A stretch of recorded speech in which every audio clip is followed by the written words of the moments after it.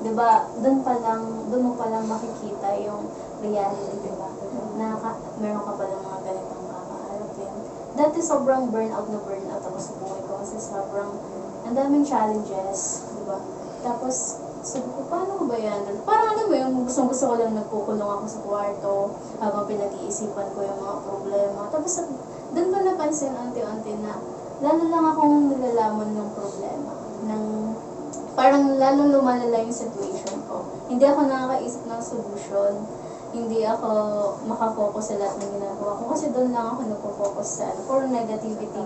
Niniisip ko lahat, nag-overthink ako. So, ang siguro natutunan ko na lang siya kung paano ko i-lift up yung sarili ko. Kasi kahit anong hingi mo ng payo sa mga taong nasa paligid mo, kahit ma-surround ka ng mga positive na tao, sarili mo pa rin talaga yung mag-lift up sa'yo. Ikaw at ikaw lang. So, ang ginagawa ko, ina-accept ko na ito talaga yung nangyari. Nag-failed ako dito sa ganitong bagay.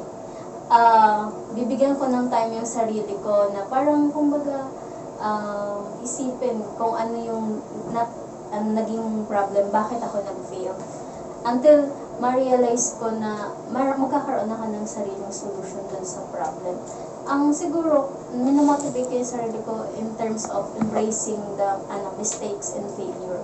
Yan yung ginagawa ko. And then, kapag okay na ako, naisip ko na kung saan ako nagkamali, paano ako nag-fail. Sunod ko namang iisipin is, yung ko naman yung sarili ko.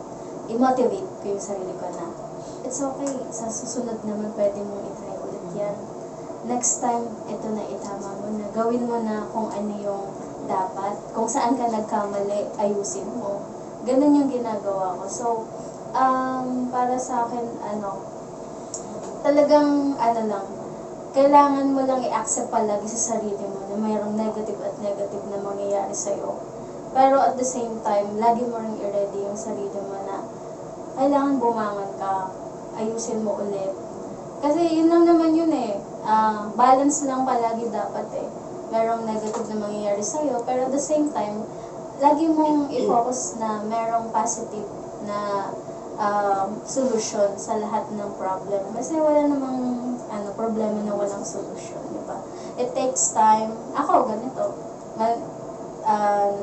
Mga nakaraang taon, daming challenges, pero sabi ko, okay lang yan, matatapos yung taon na to, babawi ako, babangon ako ulit, gagawin ko lahat ng best ko para lang, survive ako. At the same, next time, makikita ko na lang sarili ko na, yung goal na sinaset ko noon, andun na ako. Ganun lang siya. So, lagi mo lang i-motivate, magkaroon ka ng compassion sa sarili mo. Hindi palaging dapat criticism yung ibigay mo sa sarili mo. Kasi palaging nag-umpisa sa sarili yun. So, compassion lang talaga. Hindi ka pwedeng maging hard palagi sa sarili mo.